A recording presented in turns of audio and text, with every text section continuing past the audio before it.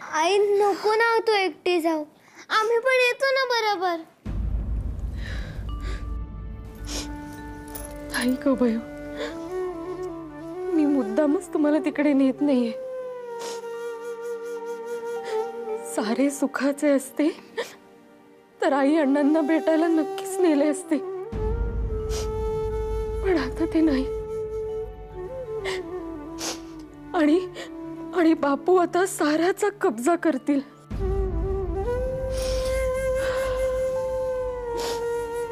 असो, तिकडे काय व्हायचंय ते होऊ दे, पण मी माझ्या मुलांना त्याचे साक्षीदार होऊ द्यायची नाही हो. पण आई नको ना भयू, संपले आता ते सारे. पाणी सोडले मी त्यावर.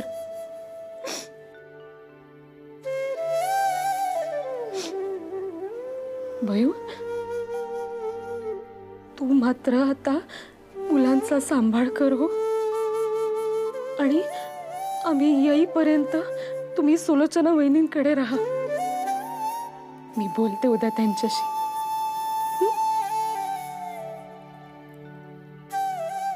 नको ना आई, आम्हाला तुझ्या बरोबर यायचंय. तुला बरे नाहीये, मदत लागेल तुला आमची.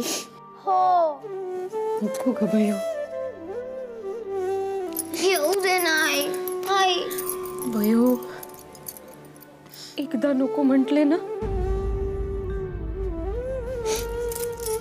आईचे नाही ऐकणार. पण तू लवकर येशील ना. हो.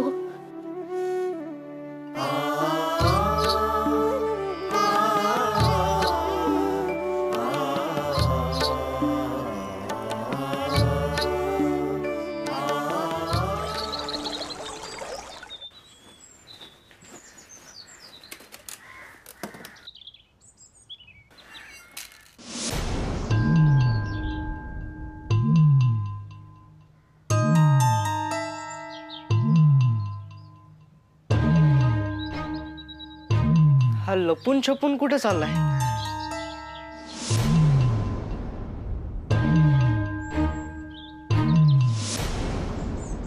निरोपा सरशी धावून आलात हो सुलोचना वहिनी. हो, असे का बोलताय? तसेच कारण असल्याशिवाय का निरोप धाडणार होतात तुम्ही? मी खेडला जाते माहेरी. आता सारे सुने झाल्यावर आले हो सारे कानावर. वहिनी, आम्ही येईपर्यंत मुलांना सांभाळाल ना. इथे सुभद्रा काकूच्या व्हायचं नाही हो. हे काय विचारणे झाले का? तुम्ही अगदी निर्धास्त होऊन जा. आम्ही सांभाळू हो पोरांना, काही कमी पडू द्यायचं नाही. तुम्ही फक्त तुमची तब्येत सांभाळा, इकडची काळजी मुळीच करू नका. अरे वाटले हो ऐकून. वहिनी, मी जर परत नाही आले ना तर माझ्या पोराला सांभाळून घ्या. हो, पोर हूड आहे पण प्रेमळ आहे हो. चुकले ना तर कान धरा,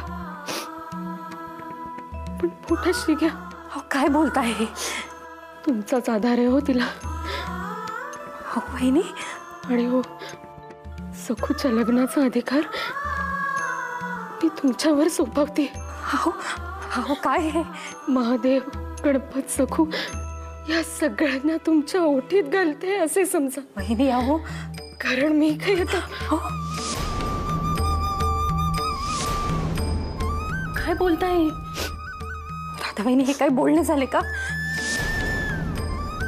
असे निर्वाणीचे बोलणे बरे आहे का? काही होणार नाहीये तुम्हास. मला ठाऊक आहे तुमची तब्येत बरी नाहीये.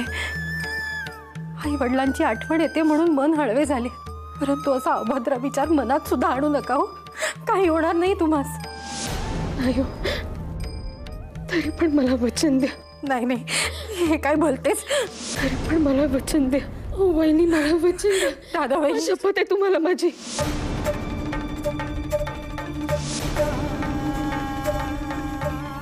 दिले वचन, परंतु ध्यानात ठेवा, तुम्ही परत येणार आहात.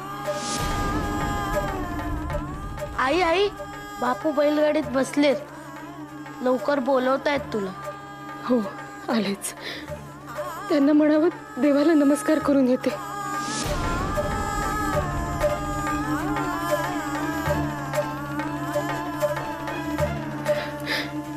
माझे मोठे काम केले हो. आता मी सुखाने जाईन. राधाबाईंनी येते म्हणावे.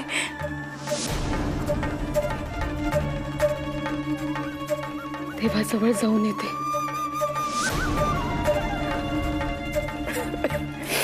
सावकाशी या, सावकाशी. जाईन मी.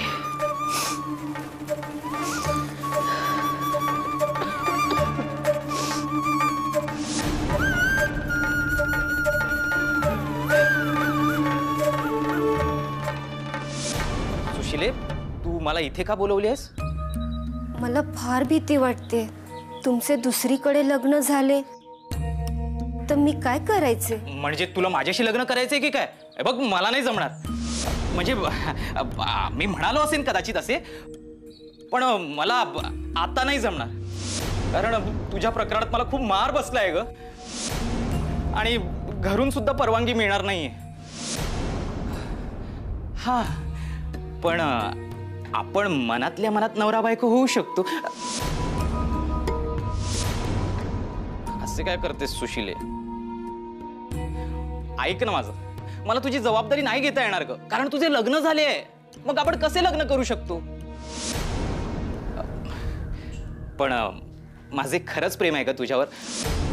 तू हाक मारलीस ना की मी येईन कधी. पण आत्ता माझा नाईलाज आहे ग, कारण घरातले माझ्यावर लक्ष ठेवून आहेत. पण वातावरण निवळेपर्यंत मला तुला नाही भेटता येणार ग. सुशिले, समजून घे मला. सुशिले,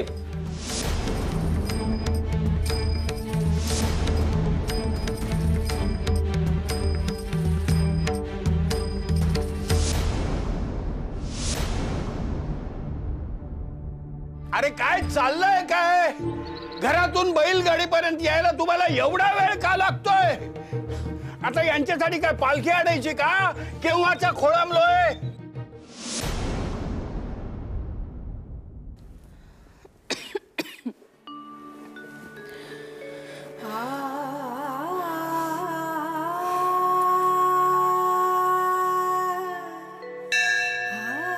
आता काय बोलू तुझ्याशी? आभाळ दाटले, कल्लोळ उठलाय हृदयात, हुरहुर लागली. नाही रे, नाही जायचंय मला आई अण्णा नसलेल्या घरात.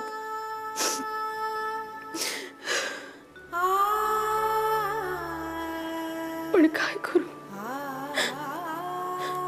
विरोध करायची आता शक्तीच उरली नाहीये माझ्या.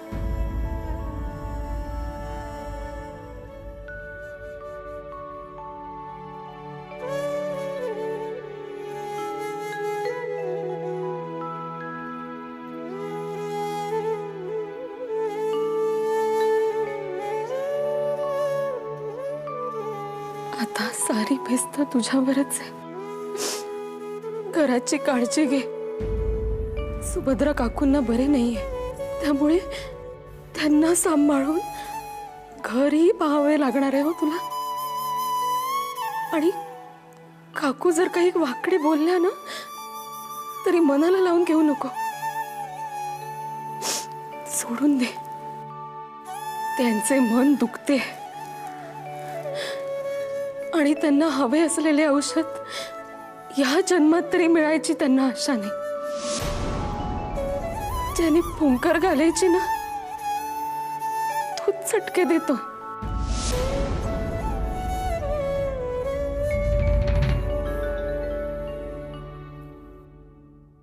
असो, बाकी मुलांची काळजी घे. सासरी नीट राहा.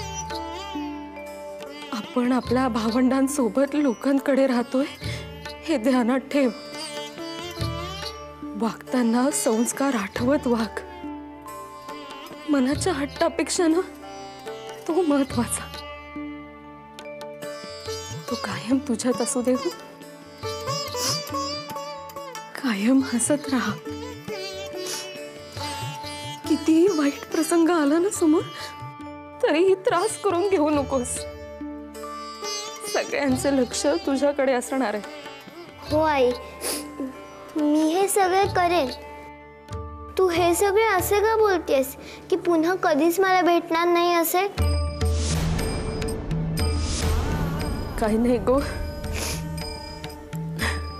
खूप वर्षांनी तुम्हा मुलांना अशी एकटी सोडून जाते ना म्हणून असे बोलते.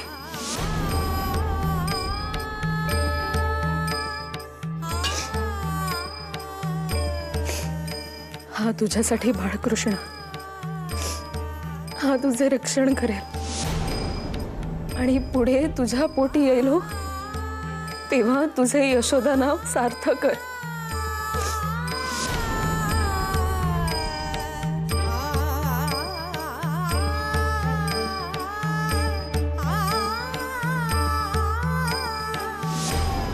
आई, पण ह्या सगळ्याला तर अजून खूप अवकाश आहे. तू आत्ताच का बोलतेस असे? अगो आई आई, बापू खूप चिडलेत. लवकर बोलवतायत तुला. चल.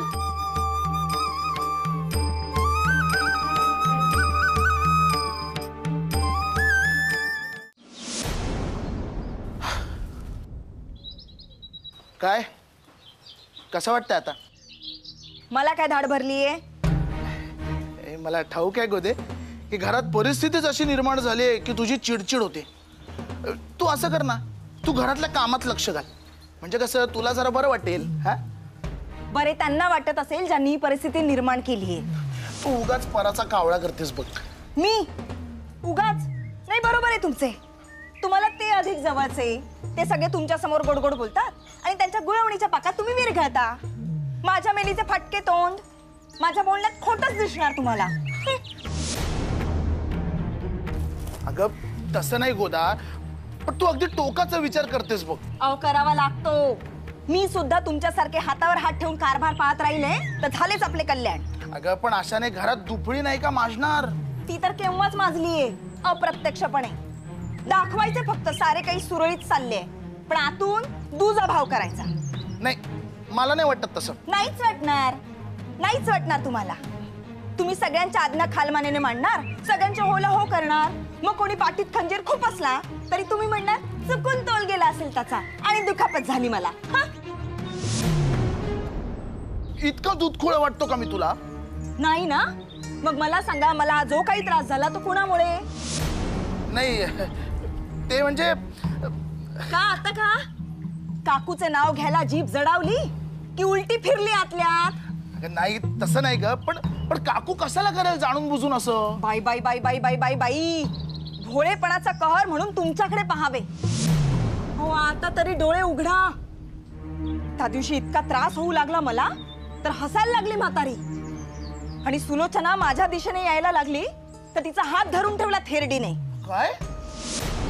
तुमची शपथ, एक अक्षर जरी खोटे असेल ना तर देवाने इथल्या इथे मरण द्यावे मला. गप गोदे गप. असं अजिबात बोलू नकोस.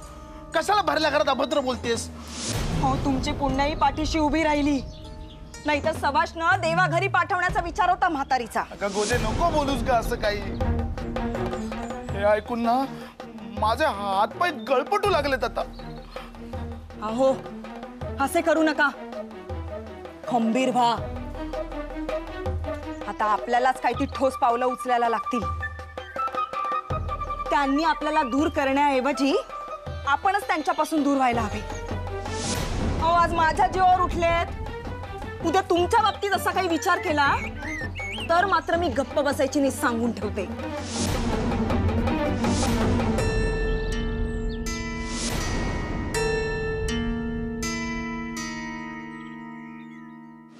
बापू येतील हो.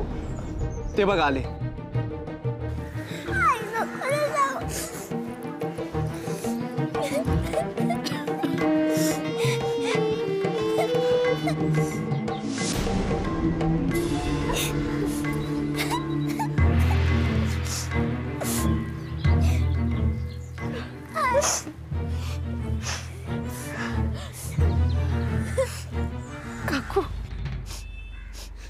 आमची काळजी घ्या हो. आता सारा भार तुमच्यावरच आहे. काळजी नको करू.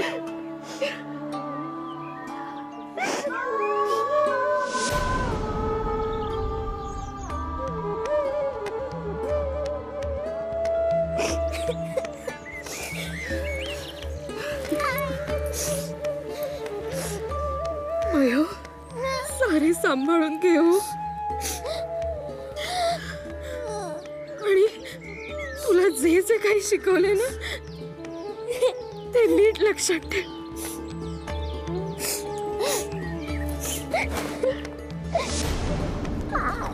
नको ना जाऊ. अरे काय रडगाणं चाललंय. चला आता निघूया.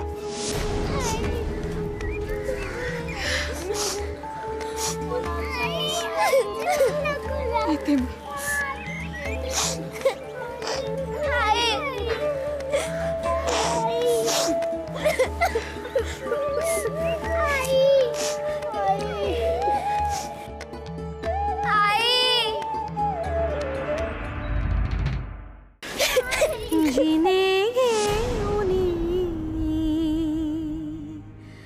सांभाळिले फुलागत श्वास होनी.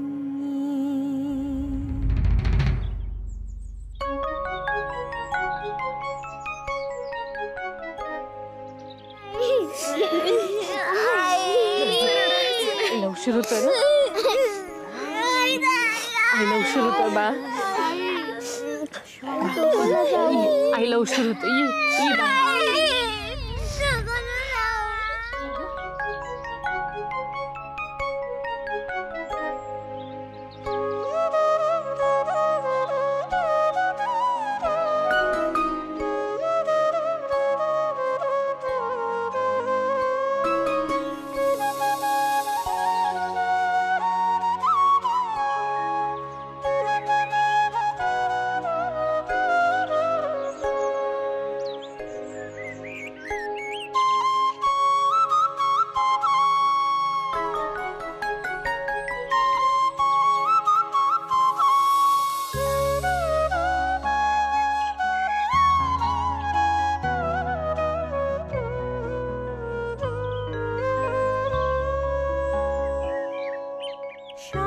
शब्द भासेरिता तिच्या वाचुनी.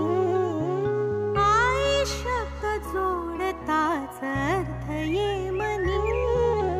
माया तिची ओथंबली दिसे डोळ्यात.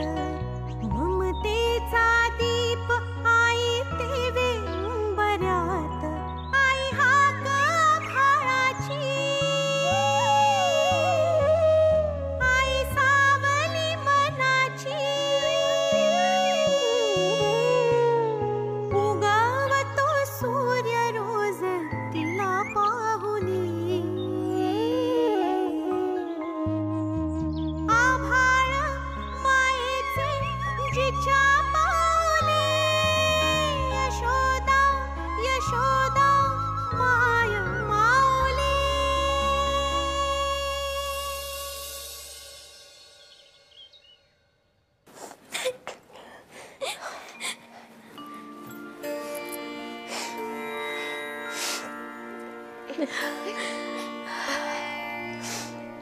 बाळा, तुझ्यासाठी खाऊ घेऊन येते.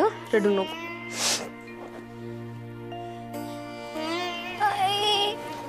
बलोताई, काय पाहतेस ग? आईला पाहतेस? अगो, आतापर्यंत तिने नदीही ओलांडली असेल. आई, मला आई हवी.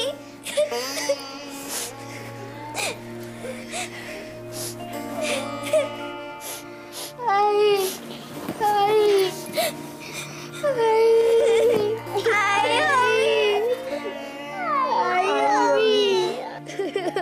आई,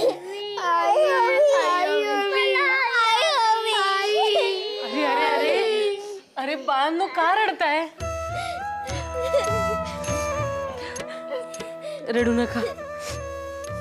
काय सांगायचे आता तुम्हाला? खर तर न्यायला नको होते तिला, पण पण कोण बोलणार? आपलेच दात आणि आपलेच ओठ. पण तुम्ही रडू नका. मी तुमच्यासाठी खाऊ आणलाय की नाही?